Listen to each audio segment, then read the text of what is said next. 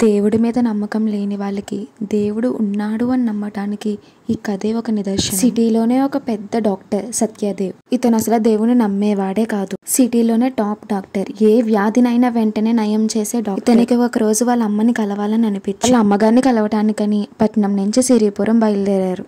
ఎంత పెద్ద డాక్టర్ అయినా కన్న తల్లి మీద ఆశ ఎవరికి ఉండదు. ప్రయాణం చేసిన కొంత సమయానికి ఫ్లైట్ మబ్బుల్ని తాకుని సత్యదేవ్ కింద పడిపోయాడు. అంత పైనుంచి కింద పడిన సత్యదేవ్కి చిన్న గాయం తగలేదు.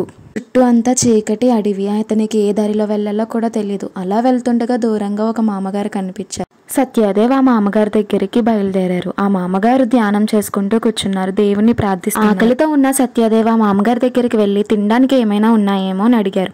ఆ పూటకి తనకి తన మనవడికి వండుకున్న భోజనాన్ని ఆ మామగారు సత్యదేవికి ఇచ్చారు. సత్యదేవ్ ఆకలితో ఉండటంతో తన కడుపుని నింపుకొని మామగారి బాధను చూసి ఏమైంది అని అడిగాడు.